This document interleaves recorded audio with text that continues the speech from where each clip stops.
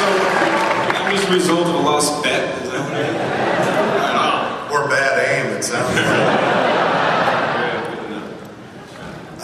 Now, as in terms of the acting talent on this panel, you're all quite wonderful, but there's only one. You all play one role, except for that tall drink of water down there. She plays 96 characters on the show. And each one is different than the other, man. What is it like? Like, every time they hand you a script, you're like, who am I playing this week? Yeah, it's a little bit like that now. I remember the first one that was different was Shelley Godfrey. And I remember talking to Ron at the time, going, okay, she's written a little different, and is she supposed to be, you know, carbon copy, or can she be slightly different? And he gave me the answer that I wanted, that she'd be slightly different. And so I thought she was maybe more kind of a sleeper agent, and I wanted to make her really truthfully believe that she was framing him instead of manipulating him, which I don't know what she was, if she was a sleeper agent or not, but... She was sexy. But, you know, actually a little funny side note, he's hurt me a few times filming.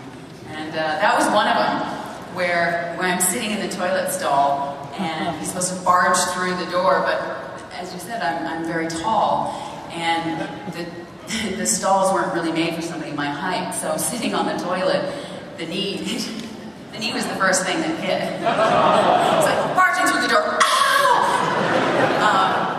No, but, you know, and then really after that it was Gina, and that was the biggest departure, I thought.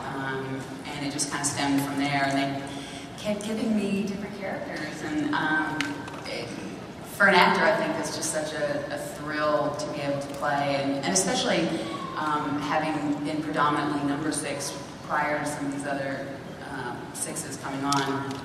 Number 6, in her own way, can be quite limiting, just because she's not part of, you know, when she's not seen by the rest of the characters in the script, you're hiding, and I know you've probably heard this, you know, you tell the stories of this before, standing at the other conventions, but you're hiding under a table, or you're ducking behind a cameraman, or you're stepping over a wire and popping up at the opportune moment, but it kind of makes you feel like you're not really in, you know, you've missed the look that Starbuck gave Anders, or whatever it may be, and you kind of feel like, okay, I'm in, and now I'm out, I'm in, so I have... I'm thinking of the time where I had to pretend you weren't there and sit on you.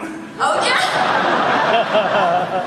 Yeah, exactly my point. I was really not there, and but I am, and so Katee sat on my lap. And, yes. It was actually fun for me at the end because I got so used to it, but it was funny working with a different actor every time they kind of had their first scene with me as the Invisible. And I remember Richard Hatch in one scene, he was like, I had to kind of drape myself over him, and he was so, didn't he like keep messing up his lines? Because he's like, I'm not used to this. I'm not used to this. Because I'm right there, and he's trying to talk like I'm not there and talk to Baltar, and he's like, oh, this is weird. Making it sound worse than it was. It wasn't that really bad. Yeah, it wasn't that. It was just funny to see how everybody kind of reacts to it. Wasn't it kind of like Lauren Green never did this to me on the other show? Basically, yeah. I'm still stuck back on the visual of you sitting on a toilet for some reason. What episode was that in? That was Shelley Godfrey. That was the 6 degrees of separation. Yeah, season 1. Season 1. Geek test.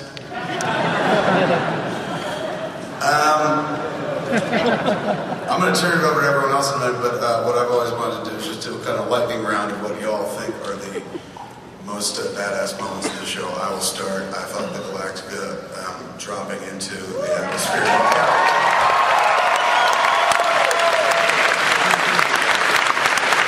was perhaps the best moment of television I've seen in my life, just in terms of like a few seconds. Like, what a great idea. Nobody ever thought about doing that before. It was so cool. And while they were prepping for it, I had no idea where it was going, and then suddenly it's like, it was dope. I came.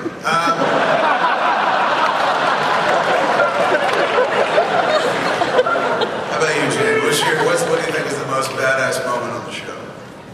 Well, a very simple moment, actually. Nando's of season 3, that crazy pullback through the universe to reveal Earth just floating in the foreground. I thought that was, it was not in the script, I don't think, and it was just something that surprised me. And I had goosebumps when I saw that.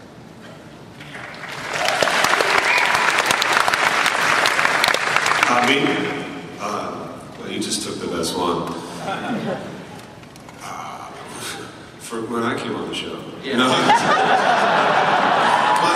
my Mexican standoff with Hilo and Sackhoff is pretty cool for me personally. No, really, Kevin, you said probably one of my favorite moments is that when that shit dropped into the Caprica. I think it's probably one of the greatest pieces of television you've ever made. I think I love it. I agree with you 100%. Right on. I have two. Oh, yes. One of the coolest things I think is when Galactica fires its cannons, like an old ship. They're really neat. I like it. I think it's neat. Your second one better be better than your first. I like guns. It's really scary actually, because my second one has to do with guns too. But it's okay. Proud caring core member. Oh my God, today. When Trucco mentioned the Mexican standoff thing, when Tomo and I had that scene on when we went down to rescue them, or no, when we first met you on Caprica, and this stunt guy or armor guy hands me 2 machine guns, and he went, "Here, you can have 2 machine guns." I was like, awesome. And Tomo had 1 gun, and we were firing, and we kept firing. And one of the moments was when the director came over and told Tomo to stop acting like a girl. And then the other one, his face was like, it was somewhere between like blue steel and like Xanadu. He was like,